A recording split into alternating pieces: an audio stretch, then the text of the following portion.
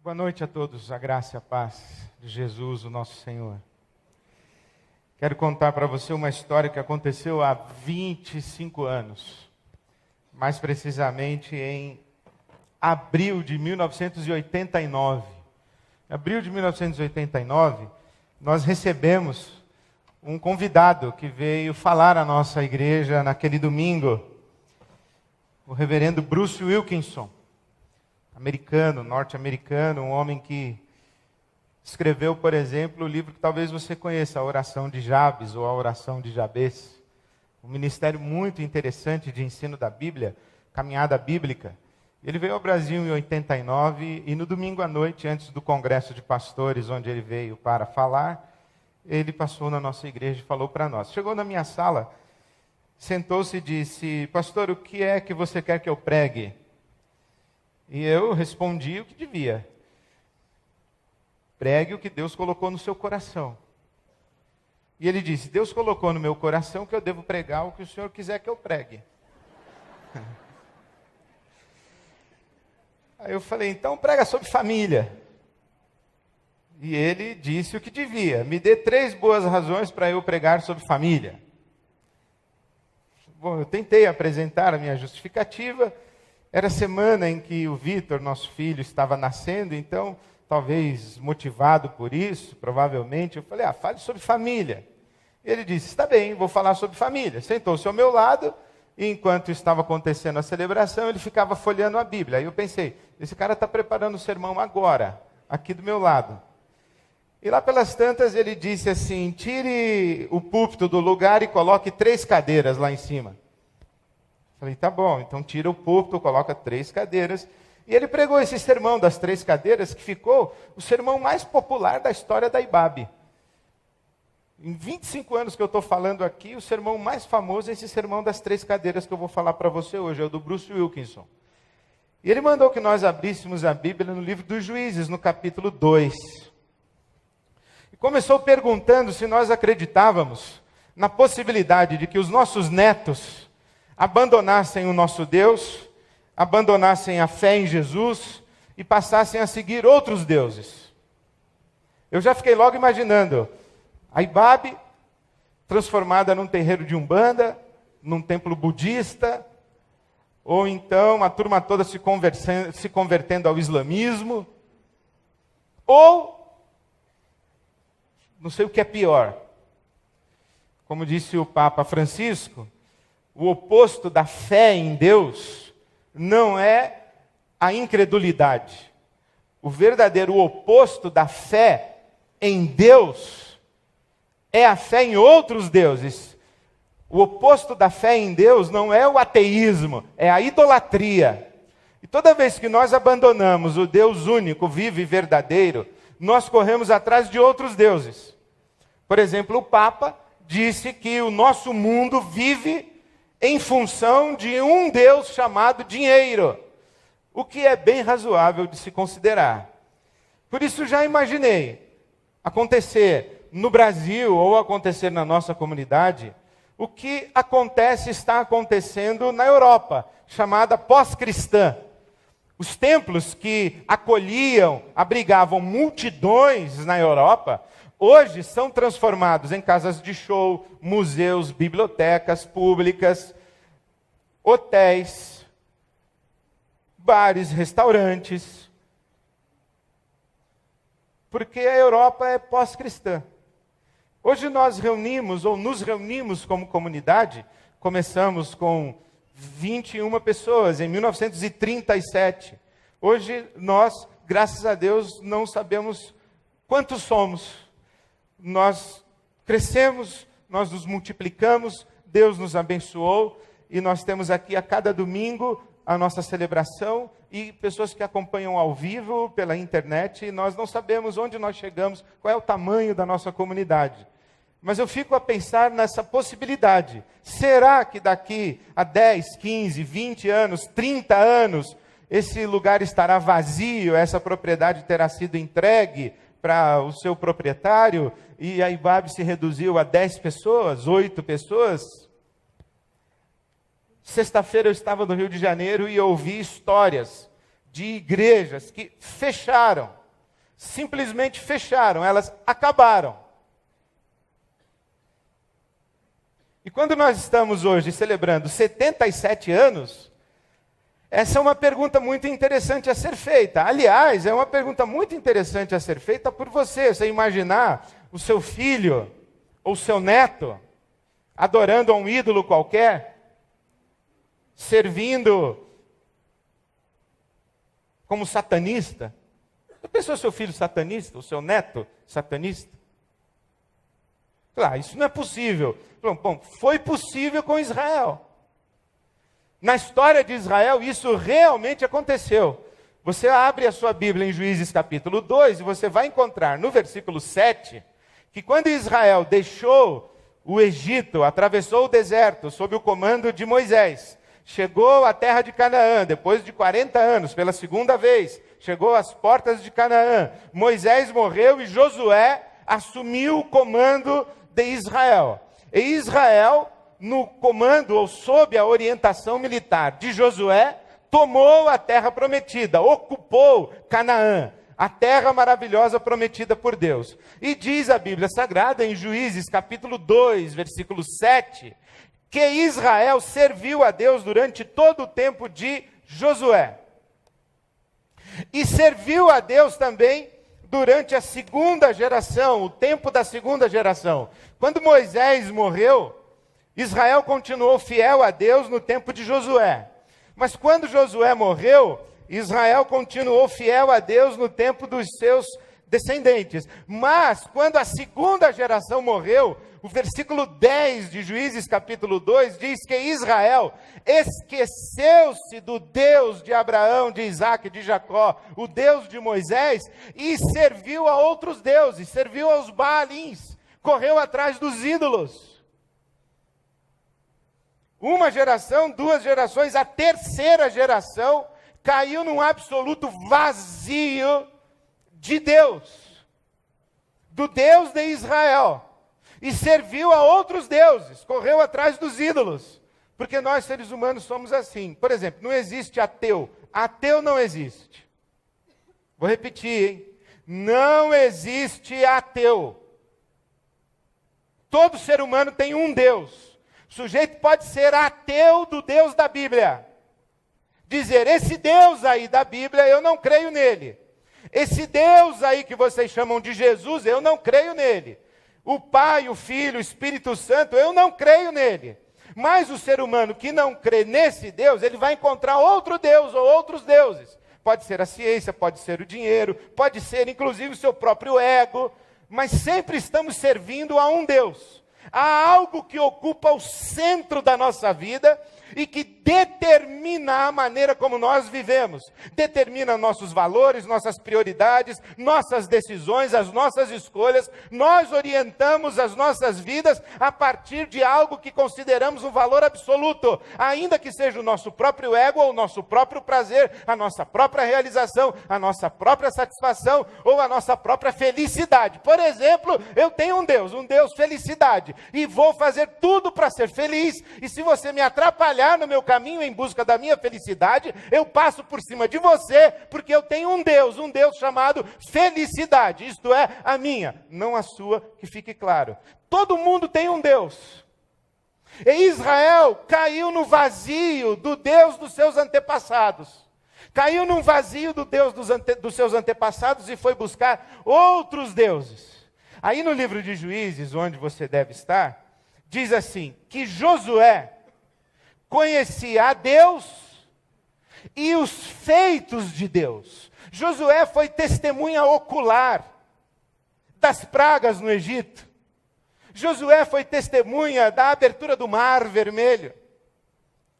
Aliás, essa história da abertura do Mar Vermelho é muito interessante. O pastor estava dizendo na sua igreja que Deus não abriu o mar coisa nenhuma.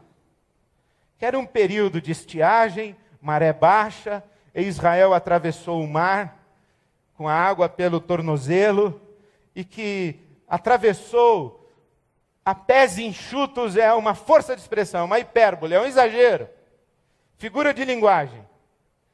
E aquela senhorinha que sempre acreditou que Deus abriu o mar, foi para casa triste, Mas no domingo seguinte ela voltou feliz, falou: pastor, o senhor não acredita, Deus é mais poderoso do que eu pensava. Eu pensava que ele era poderoso para abrir o mar, agora eu descobri que ele foi poderoso o suficiente para afogar o exército inteiro do Egito com a água no tornozelo. Eu achei fantástico isso daí. Josué foi testemunha ocular da abertura do Mar Vermelho. Foi testemunha ocular do tempo em que Israel esteve no deserto durante 40 anos. Viu o maná, viu a nuvem de fogo, viu a coluna, viu a sombra de Deus, viu a presença de Deus no tabernáculo, no templo móvel, que Deus mandou Moisés construir. O tabernáculo era um templo móvel. À medida que o povo andava, desmontava o tabernáculo e levava consigo. Parava, montava o tabernáculo. E Josué via, toda vez em que a glória de Deus enchia o tabernáculo, e Deus falava com Moisés. Então Josué, um dia disse assim: eu não quero mais ficar observando a glória de Deus falando com Moisés. Eu quero que Deus fale comigo.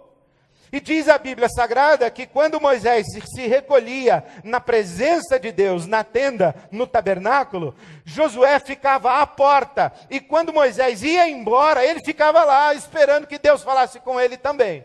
Por isso, a Bíblia diz que Josué conhecia a Deus e os feitos de Deus. Mas essa segunda geração, a geração que não foi testemunha ocular dos feitos de Deus, ela viveu das histórias dos seus pais. Das histórias dos seus pais. Essa geração aqui orava, porque conhecia Deus. Essa geração não conhecia Deus, não orava. O que fazia? Pedia para o papai orar. Pedia para a mamãe orar. Esta geração conhecia os mandamentos e as ordenanças de Deus. Esta geração conhecia as histórias maravilhosas de Deus e continuou servindo a Deus. Esse é o nosso Deus. Ele fez pelos nossos pais, vai fazer por nós. Mas ela não conhecia Deus. Ela viveu de energia espiritual residual. Não teve uma experiência de primeira mão com Deus. E, portanto, não teve o que dar a outra geração. Esta geração pedia oração aos seus pais. Essa geração sabia que vovô era um homem de Deus. Que vovó era uma mulher de Deus. Papai não sei. Mas vovô era homem de Deus. Só que o vovô morreu. A vovó morreu. Quem vai orar por nós? Esse aqui não sabe orar. Esse aqui não tem experiência com Deus. Esse aqui não anda com Deus. Ele ouve histórias a respeito de Deus, mas ele não conhece a Deus. Esta terceira geração cai num vazio de Deus. E vai seguir aos Baalins. Quer exemplos? Abraão sentou em qual cadeira? Essa aqui nós vamos chamar a cadeira do compromisso. Essa aqui, por falta de melhor expressão, poderia adjetivar esse pessoal aqui. Aliás, lá no Nordeste o pessoal fala, né, que o homem que anda com Deus é um pai d'égua. O sujeito que não sabe se anda com Deus ou se não anda é uma égua. E o filho dele é um filho de uma égua. Mas vamos ter que dar um jeito de botar nome aqui nessas cadeiras. Essa aqui é do compromisso. Essa aqui nós vamos chamar de café com leite. Lembra quando você era pequeno que tinha os café com leite na brincadeira, o bobo alegre? Que não como diz minha mãe, não inflói nem contribui. Fica lá correndo, não sabe o que está acontecendo. Está ali, mas não está no jogo. Está presente, mas não está no jogo. E essa geração aqui nós vamos chamar da crise. Crise. Perguntas sem respostas. Angústia e sofrimento. Vazio. Busca de sentido. Questionamentos. Críticas e críticas e críticas. Uma geração que sabe mais o que não crê, mas não sabe o que crê. Sabe o que não gosta, mas não sabe o que gosta. rejeita o que recebeu dos seus pais, mas não colocou nada decente no lugar, está em crise, está fazendo perguntas, está em busca de alguma coisa. Então essa aqui é a cadeira do compromisso, essa aqui é café com leite, essa aqui é crise. Abraão sentou em qual cadeira? Compromisso. O pai da fé, homem de Deus. Esse pessoal aqui da cadeira do compromisso pensa, primeiro Deus, depois eu. Esse pessoal aqui do café com leite pensa, primeiro eu, depois Deus. E esse pessoal aqui da crise pensa, primeiro eu, depois eu, depois eu, depois eu, depois eu. Eu. Abraão sentou lá. Primeiro Deus, depois eu. Deus disse a Abraão, eu quero seu filho. Ele falou, toma o meu filho. Primeiro o Senhor, depois eu. Dar o meu filho para o Senhor era a última coisa que eu gostaria de fazer. Mas eu não vivo pensando em o que eu gostaria de fazer, eu vivo pensando no que o Senhor quer que eu faça. Não a minha vontade, mas a tua vontade. Todavia seja feita a tua vontade. Primeiro Deus, depois eu. Abraão, o filho dele chamava-se Isaque. Sentou aonde? O que você sabe sobre esse Isaque? O que você sabe sobre esse Isaque? Os historiadores, os estudiosos do Velho Testamento, da história de Israel, eles dizem o seguinte, Isaque era filho de um grande pai e pai de um grande filho, mas ele mesmo não influiu nem contribuiu, ele foi passagem. Não tem uma história de Isaque para contar, aliás tem a história para contar do pai dele, Abraão, mas dele não tem. O filho dele, Jacó. O nome Jacó quer dizer enganador. Tecla SAP, pilantra. Jacó era um sem vergonha, era um enganador, era um 7-1 total. Se mancomunou com a mãe, aplicou no pai, roubou a primogenitura do irmão, deu um golpe, enganou um, enganou outro. Era tão legal esse tal de Jacó que o irmão dele jurou que ia matar ele. Aqui, ó. Davi, o rei Davi, sentou aonde? Davi, o homem segundo o coração de Deus.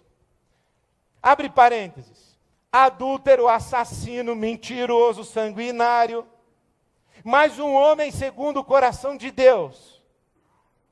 Homens segundo o coração de Deus não são homens perfeitos. Eles são coerentes. Quando Davi pecou, e o profeta meteu o dedo na cara dele e falou, você pecou.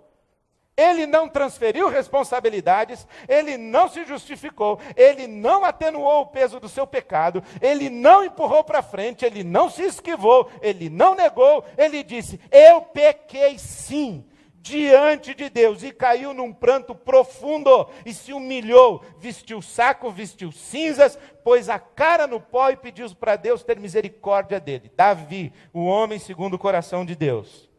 Salomão, seu filho, meia calabresa, meia portuguesa. O cara, ele começa o reinado dele e Deus diz assim, pede o que você quiser. Ele pede sabedoria. E se torna o homem mais sábio, o rei mais sábio de Israel. Começou bem. Trigo. Parece que é trigo. Mas tem um detalhe. Deus havia orientado os reis de Israel que eles não poderiam acumular ouro, cavalo e mulher. Dinheiro, exército e mulher. O Salomão, ele teve 700 no oficial e 300 no paralelo. 1000 mulheres. 1000 deve ser tipo conta de índio, né? Que nem o camarada que estava no Forte Apache prestando atenção e falou assim, capitão, vem uns índios aí atacar a gente. Falou, quantos são? 1002. 1002? 2 na frente e uns 1000 atrás. O Salomão teve assim umas 1000. Foi muita mulher que ele teve. Nunca o reino de Israel foi tão rico quanto no tempo de Salomão. Os reis vizinhos, as rainhas, a rainha de Sabá foi visitar o reino de Israel para conhecer a fortuna de Salomão. E ele expunha, ele demonstrava, ele ostentava, fazia questão de dizer que ele era muito rico, bilionário. E nunca o exército de Israel foi tão poderoso quanto no tempo de Salomão, porque Salomão tinha uma estratégia de expansão, a política de expansão de Israel no tempo de Salomão era interessantíssima. Ele olhava assim um reino vizinho que ele queria acoplar, que ele queria trazer para dentro das fronteiras do Estado de Israel, e ele falava assim, quem é o rei desse reino aí? É o fulano de tal. A princesa é bonitinha? Bonitinha, falou, eu caso com ela. Então ele casava. Aí ele perguntava, quem é o rei desse reino aí? É o ciclano. A princesa é bonitinha, falou, é um canhão. Falou, então invade, derruba tudo e mata todo mundo. Então Salomão ele fez isso. Ou ele conquistava e casava com a princesa, ou ele matava todo mundo, e assim ele foi expandindo o exército de Israel, até o ponto que ele teve essa multidão de mulheres. Aí um dia, ele foi dormir com a 217. Dormiu com a 217, foi aquela noite maravilhosa. A 217 no café da manhã, fez aquela carinha de triste, cuidado, quando a noite é boa e a carinha de manhã é triste. A 217 falou assim, sabe o que é, Salomão? É que o templo lá do Deus do meu pai está meio derrubado, precisando de uma reforma. Aí o Salomão preencheu um cheque. O que a 217 fez antes de levar o cheque para o pai dela?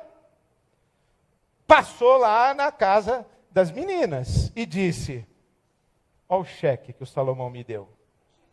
Porque que vantagem tem você ter vantagem, senão você não pode esnobar os outros? Nenhuma vantagem.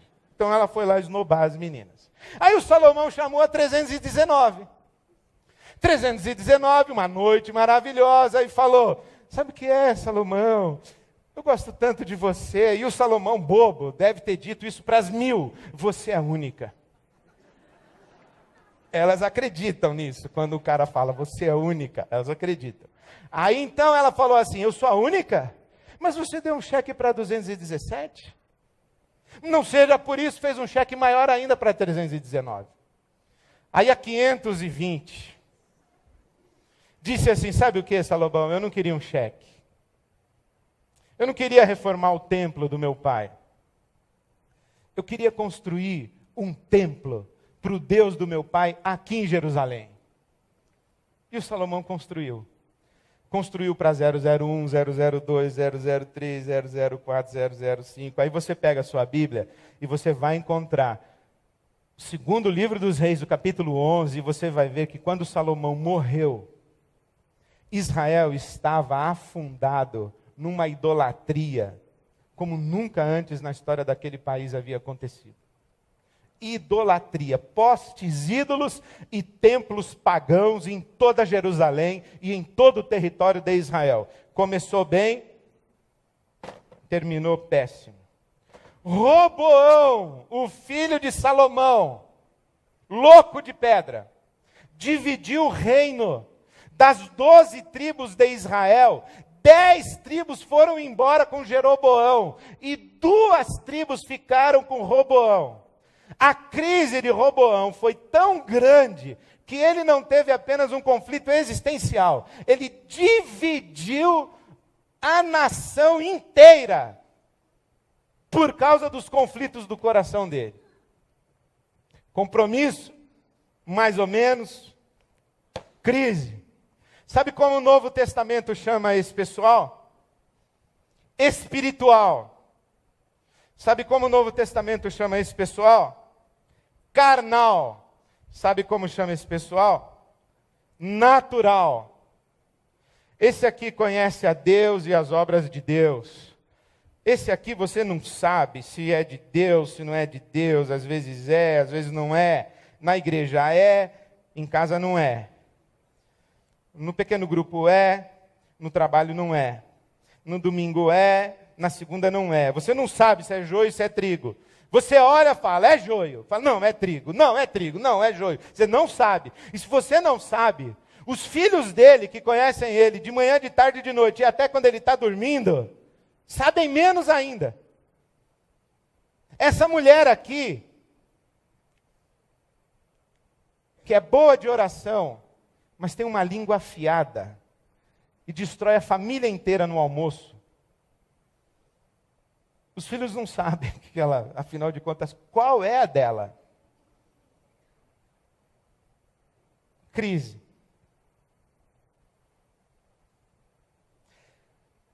Sabe como o Novo Testamento chama esse pessoal? Quente. Esse pessoal? Frio. Esse pessoal? Morno. E sabe o que a Bíblia diz que Deus faz com gente morna? Perdoe-me a expressão. Vomita. Vomita. Eu lembro na minha juventude, que foi ontem, eu assisti um filme extraordinário. Elizabeth Taylor e Richard Burton. Estou bem de elenco, hein? Adeus às ilusões. E o Burton faz um pastor. E ele diz assim, lá pelas tantas, que mais vale a desobediência íntegra do que a obediência hipócrita. Mais vale o sujeito que diz, eu não creio, eu não sou cristão, eu não sou crente, eu não gosto de igreja, eu detesto religião. Eu gosto demais de conversar com esse pessoal, porque a gente pensa muito parecido em muita coisa. Do que os caras que ficam pousando, as mulheres que ficam pousando de piedosas, mas são hipócritas, têm vida dupla, é gente mentirosa, gente dissimulada, gente que não sabe se vai, se não vai, se fica. Essa gente aqui faz mal. Porque vive uma ilusão, vive uma fantasia, vive um me engana que eu gosto. E deixa esse pessoal aqui numa crise profunda. E municia esse pessoal contra Deus. De tão nojenta que é essa gente. Vive dando razão para quem cai no vazio de Deus ficar no vazio. Porque a gente cansa de ouvir, se ser crente é isso aí, eu prefiro não ser. Já ouviu isso em algum lugar? Esse pessoal está falando de quem? De Abraão, de Davi? Não, não está falando de Abraão, de Davi. Está falando desse sangue ruim que senta nessa cadeira e não sabe se ama a Deus ou se não ama. Eu não estou falando sobre ser evangélico, ser da igreja. Não estou falando sobre isso. Porque a igreja é um mistério divino. Divino. Se alguém vier me apresentar uma razão para deixar a igreja, eu falo, só conhece essa? Quer ouvir as minhas? Só que a igreja é um mistério divino. E se alguém falar assim, Ed, você está feliz com a IBAB, nesses 77 anos? Eu falei, eu estou feliz. Você gosta do culto da IBAB? Eu gosto. Você gosta das doutrinas da IBAB? Eu acho que faz sentido. Você curte a maneira como a IBAB vive? Eu falo, eu acho que nós estamos tentando fazer o melhor que a gente pode. Só que isso não é o que conta. Não é a nossa liturgia, não é a nossa hierarquia, o nosso governo, a nossa governança, não é a nossa doutrina, não é o que a gente faz ou deixa de fazer na obra social, não é isso. O que conta mesmo é quanta gente está sentada aqui, ó, e ama a Deus e diz assim, primeiro Deus, depois eu. Eu estou comprometido com Jesus Cristo. E toda vez que eu tenho que escolher, eu vou escolher honrar a Jesus Cristo e fazer a vontade de Deus na minha vida. Porque eu sou um seguidor de Jesus Cristo, eu sou um discípulo de Jesus. O Deus que eu invoco como Pai é o Pai de Jesus, e Ele é que me ensinou a respeito desse Deus. Eu tenho um compromisso, e eu tento organizar a minha vida, a minha cabeça, o meu coração, fazer tudo que eu faço para a glória desse Deus. É assim que eu vivo. Não sou perfeito, não consigo. Mas Deus sabe o quanto dói na minha alma e no meu coração quando eu não consigo. É como aquela mulher que chegou para mim um dia, veio ela e o marido falar comigo na minha sala. O marido entrou e falou assim: pastor, por mim eu não teria vindo, isso aí é coisa dela. Eu falei, não vai dar certo. E ela disse assim: pastor, eu tenho uma pergunta para lhe fazer. O senhor vive tudo que prega? Eu falei, claro que não, minha senhora. Como assim eu vivo tudo que eu prego? Claro que não vivo. Não consigo. Mas se tem uma pessoa que chora por causa disso, sou eu. Se tem uma pessoa que sofre por causa disso, sou eu. Eu não vivo tudo que eu prego, mas eu não sou cínico. Eu não vivo tudo que eu prego, mas eu não tenho vida dupla. Eu não vivo tudo que eu prego, mas eu não vivo me engana que eu gosto. Eu não vivo tudo que eu prego, mas eu não sou um profissional da religião. Eu não vivo tudo que eu prego, mas eu não finjo que sou crente. Eu não vivo tudo que eu prego e eu me desespero para conhecer a Deus e os feitos de Deus e ter uma experiência de primeira mão com o meu Deus. Isso é que eu quero na minha vida. Sentar nessa cadeira do compromisso. De tal maneira que os meus filhos farão as escolhas deles. Se eles vão servir ao meu Deus ou vão buscar a outro Deus, isso é uma questão entre eles e Deus.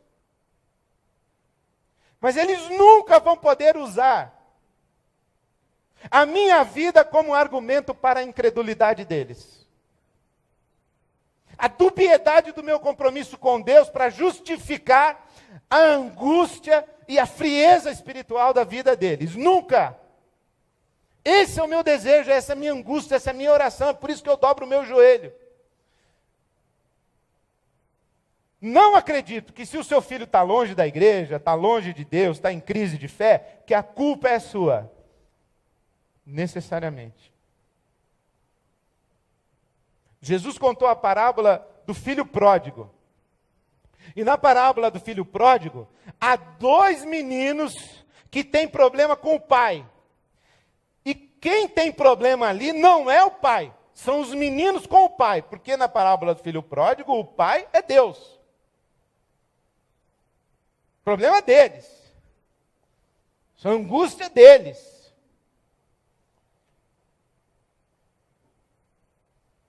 Portanto, se os seus filhos, os seus netos fizerem as escolhas deles, certifique-se, meu irmão, minha irmã, que eles não herdaram a sua acidez, a sua frieza, a sua dubiedade, a sua hipocrisia, o seu discurso, a sua crítica.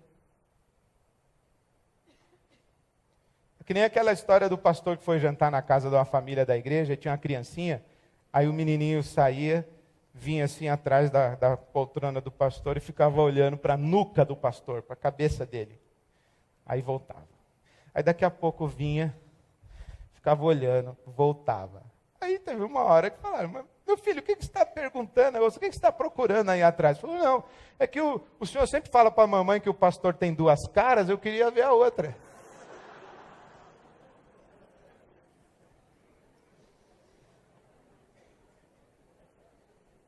É o almoço, pessoal.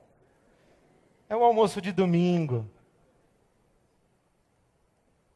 É o que você fala ao telefone. É como você conversa com seus amigos. É como você desabafa com as suas amigas.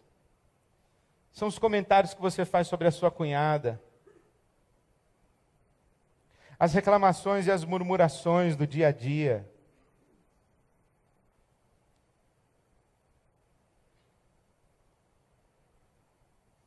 A frieza espiritual da sua casa. É isso aí que vai formatando o coração dos seus filhos e das outras gerações. O que você valoriza eles vão saber que você valoriza. O que você despreza, eles vão saber que você despreza. E não tente, pelo amor de Deus, fazê-los honrar e valorizar aquilo que você não honra e que você despreza. Você vai perder o seu tempo. É assim que funciona. Eu vi o meu amigo essa semana dizendo que nós temos uma geração que ouve com os olhos. Que os nossos filhos e os filhos dos nossos filhos enxergam em nós. É isso que forma a identidade, o coração e a profundidade deles. Por isso, se você está sentado nessa cadeira aqui, ó, da crise, faça como Jacó. Diz assim: eu sei que o meu avô tinha um Deus, e eu quero conhecer aquele Deus do meu avô. E uma das histórias mais lindas da Bíblia é a luta de Jacó com Deus, ou de Deus com Jacó, no Vale de Jaboque, em Gênesis 32. Lute com Deus. Hoje é dia de você mudar de cadeira. Se você está sentado nessa crise, ou nessa cadeira aqui da dubiedade, uma vida morna, compromisso pela metade com Deus, vida de conveniência na sua dinâmica espiritual, dia de arrependimento, senta lá, mude de lugar. E se você é a primeira geração de cristãos da sua casa e da sua família, que responsabilidade, que privilégio você tem de sentar-se nessa cadeira para que a sua família veja a diferença que Jesus fez na sua vida. Possa testemunhar. Eu vi, seus filhos vão dizer, o meu pai sentado aqui. Eu vi. Eu vi o meu pai sentado aqui. A minha mãe sentada aqui. Minha mãe sentada ali. Mas que eles digam, mas o que eu lembro mesmo foi o dia em que meu pai e a minha mãe sentaram-se na cadeira de um compromisso sério com Deus. E eu vi a diferença que Jesus fez na vida dos meus pais. Não tenha vergonha do que você viveu lá naquelas cadeiras. Davi também viveu coisas ali. Abraão também viveu coisas ali. Moisés também viveu coisas ali. Todos os homens da Bíblia Sagrada e todos os heróis da fé viveram coisas dessas duas cadeiras.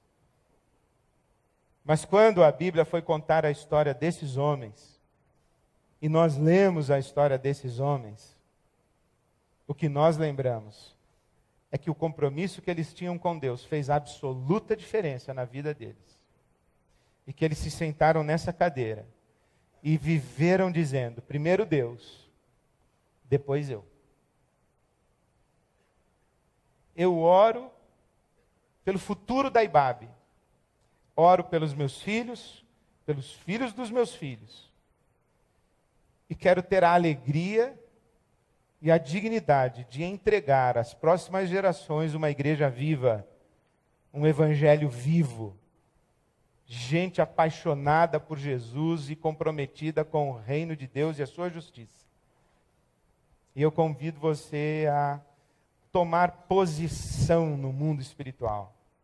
Dizer, a minha cadeira é a cadeira do compromisso. Primeiro Deus, depois eu. E hoje, quando celebramos a ceia em memória de Jesus, nós podemos celebrá-la em confissão, podemos celebrá-la em intercessão, e podemos celebrá-la com esperança de futuro. Onde há criança, há futuro. Onde há criança, há futuro. Exatamente agora nós temos mais de 300 crianças lá no IBAB Criança, ouvindo o Evangelho. Eles vão voltar com a semente. Chegando em casa, a semente pode ser regada ou a semente pode ser arrancada. Que Deus abençoe a sua casa, a sua família, seus filhos, o seu casamento, sua esposa, seu marido, o ambiente da sua mesa, que seja um ambiente sagrado, como sagrada é essa mesa que celebramos em nome de Jesus. Que Jesus esteja sempre à nossa mesa e que nós tenhamos dignidade de cear com Ele, dizendo: Senhor Jesus, o Senhor sabe que eu não sou tudo o que eu devo ser. O Senhor sabe que eu não sou tudo o que eu vou ser. Mas o Senhor sabe que eu já não sou mais o que eu era, porque é nessa cadeira aqui do compromisso que eu estou. Bem-vindo à mesa do nosso Senhor Jesus. E não ouse sentar-se nessa mesa, em outra cadeira que não seja essa, a cadeira do compromisso sério com Deus. Que Deus nos abençoe. Amém. Esta geração conhecia os mandamentos e as ordenanças de Deus.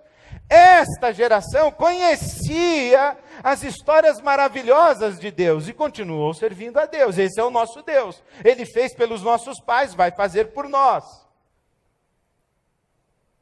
Mas ela não conhecia Deus.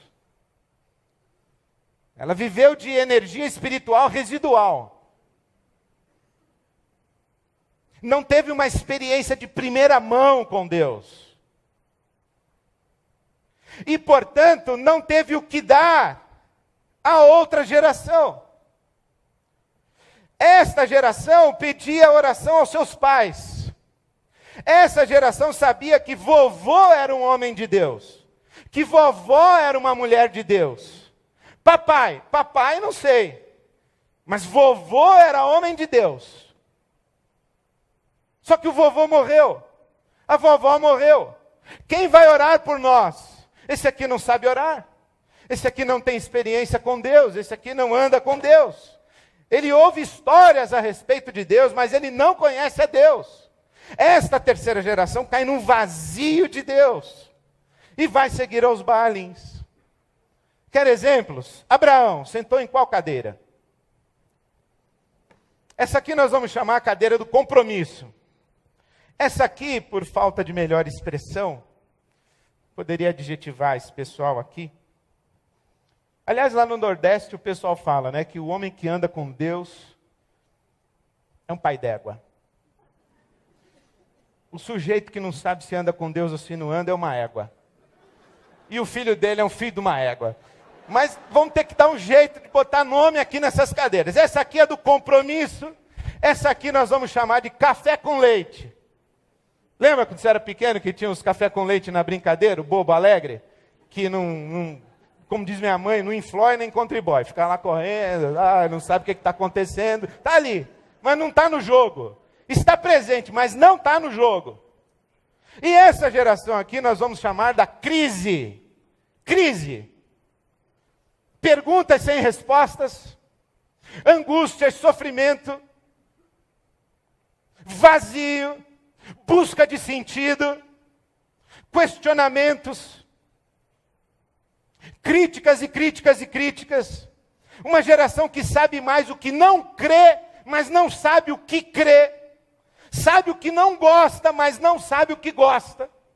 Rejeita o que recebeu dos seus pais, mas não colocou nada decente no lugar. Está em crise, está fazendo perguntas, está em busca de alguma coisa. Então essa aqui é a cadeira do compromisso, essa aqui é Moisés morreu e Josué assumiu o comando de Israel. E Israel, no comando ou sob a orientação militar de Josué, tomou a terra prometida, ocupou Canaã, a terra maravilhosa prometida por Deus. E diz a Bíblia Sagrada em Juízes capítulo 2, versículo 7, que Israel serviu a Deus durante todo o tempo de Josué. E serviu a Deus também durante a segunda geração, o tempo da segunda geração. Quando Moisés morreu, Israel continuou fiel a Deus no tempo de Josué. Mas quando Josué morreu, Israel continuou fiel a Deus no tempo dos seus descendentes. Mas, quando a segunda geração morreu, o versículo 10 de Juízes capítulo 2 diz que Israel esqueceu-se do Deus de Abraão, de Isaac, de Jacó, o Deus de Moisés, e serviu a outros deuses, serviu aos Baalins, correu atrás dos ídolos.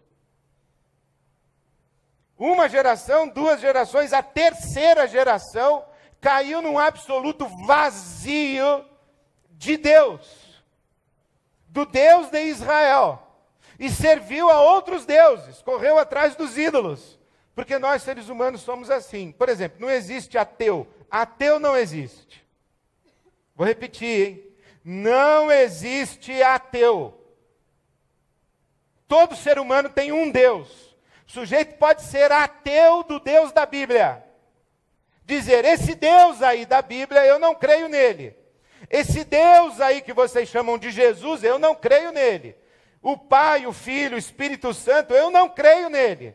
Mas o ser humano que não crê nesse Deus, ele vai encontrar outro Deus ou outros deuses. Pode ser a ciência, pode ser o dinheiro, pode ser inclusive o seu próprio ego.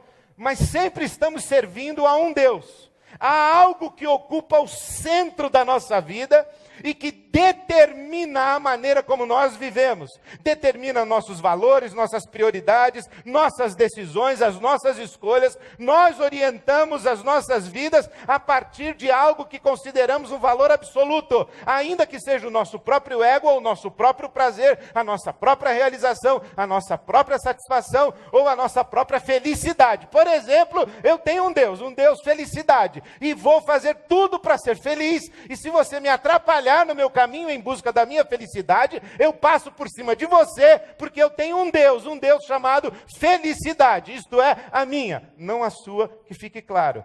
Todo mundo tem um Deus. E Israel caiu no vazio do Deus dos seus antepassados. Caiu num vazio do Deus dos seus antepassados e foi buscar outros deuses. O verdadeiro oposto da fé em Deus é a fé em outros deuses. O oposto da fé em Deus não é o ateísmo, é a idolatria. E toda vez que nós abandonamos o Deus único, vivo e verdadeiro, nós corremos atrás de outros deuses. Por exemplo, o Papa disse que o nosso mundo vive em função de um Deus chamado dinheiro, o que é bem razoável de se considerar. Por isso já imaginei acontecer no Brasil ou acontecer na nossa comunidade o que está acontecendo na Europa, chamada pós-cristã. Os templos que acolhiam, abrigavam multidões na Europa, hoje são transformados em casas de show, museus, bibliotecas públicas, hotéis, bares, restaurantes. Porque a Europa é pós-cristã.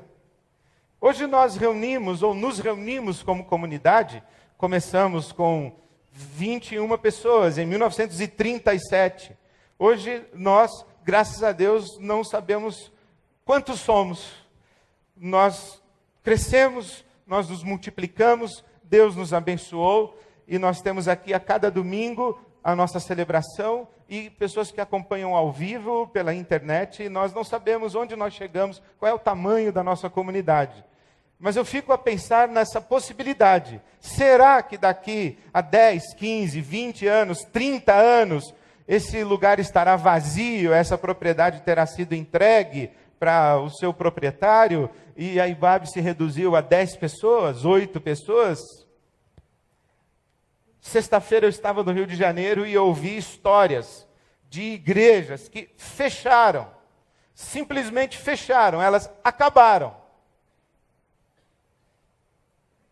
E quando nós estamos hoje celebrando 77 anos, essa é uma pergunta muito interessante a ser feita. Aliás, é uma pergunta muito interessante a ser feita por você. Você imaginar o seu filho ou seu neto adorando a um ídolo qualquer, servindo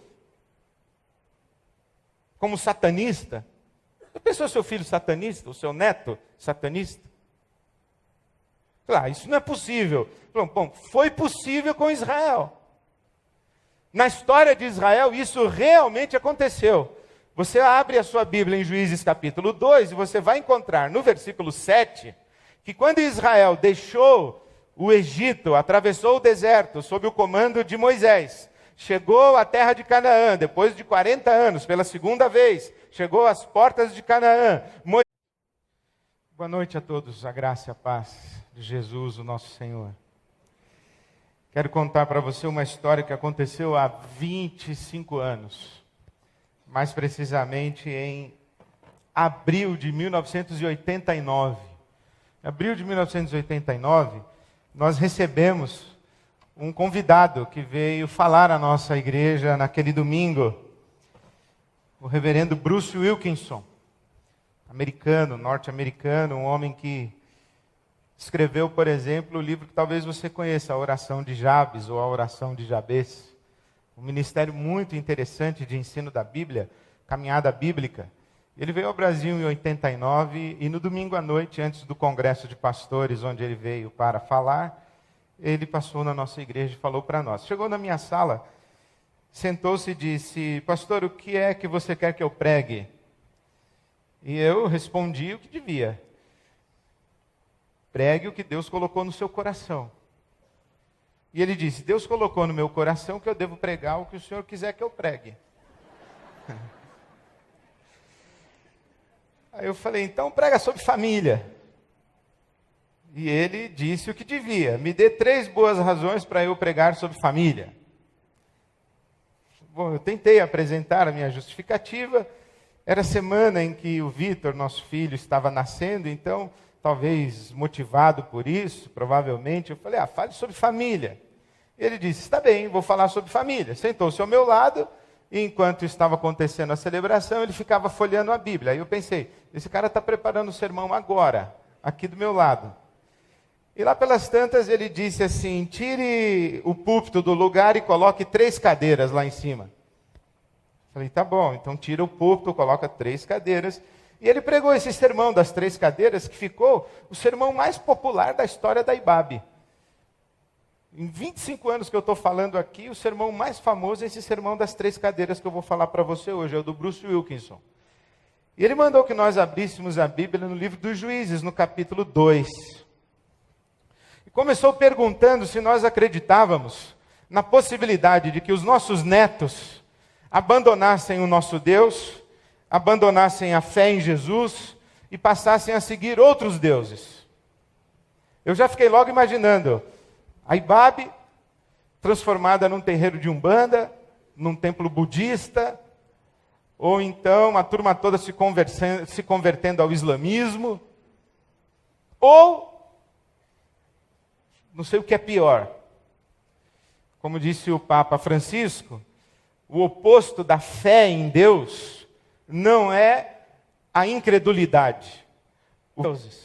Aí no livro de Juízes, onde você deve estar, diz assim, que Josué conhecia a Deus e os feitos de Deus. Josué foi testemunha ocular das pragas no Egito.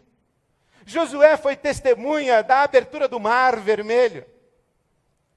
Aliás, essa história da abertura do Mar Vermelho é muito interessante. O pastor estava dizendo na sua igreja que Deus não abriu o mar coisa nenhuma. Que era um período de estiagem, maré baixa, e Israel atravessou o mar com a água pelo tornozelo, e que atravessou a pés enxutos, é uma força de expressão, uma hipérbole, é um exagero, figura de linguagem. E aquela senhorinha que sempre acreditou que Deus abriu o mar, foi para casa triste. Mas no domingo seguinte ela voltou feliz, falou: pastor, o senhor não acredita, Deus é mais poderoso do que eu pensava. Eu pensava que ele era poderoso para abrir o mar, agora eu descobri que ele foi poderoso o suficiente para afogar o exército inteiro do Egito com a água no tornozelo. Eu achei fantástico isso daí. Josué foi testemunha ocular da abertura do Mar Vermelho, foi testemunha ocular do tempo em que Israel esteve no deserto durante 40 anos, viu o maná, viu a nuvem de fogo, viu a coluna, viu a sombra de Deus, viu a presença de Deus no tabernáculo, no templo móvel, que Deus mandou Moisés construir. O tabernáculo era um templo móvel. À medida que o povo andava, desmontava o tabernáculo e levava consigo. Parava, montava o tabernáculo. E Josué via, toda vez em que a glória de Deus enchia o tabernáculo, e Deus falava com Moisés. Então Josué um dia disse assim: eu não quero mais ficar observando a glória de Deus falando com Moisés. Eu quero que Deus fale comigo. E diz a Bíblia Sagrada que quando Moisés se recolhia na presença de Deus, na tenda, no tabernáculo, Josué ficava à porta. E quando Moisés ia embora, ele ficava lá esperando que Deus falasse com ele também. Por isso a Bíblia diz que Josué conhecia a Deus e os feitos de Deus. Mas essa segunda geração, a geração que não foi testemunha ocular dos feitos de Deus, ela viveu das histórias dos seus pais. Das histórias dos seus pais. Essa geração aqui orava, porque conhecia Deus. Essa geração não conhecia Deus, não orava. O que fazia? Pedia para o papai orar. Pedia para a mamãe orar.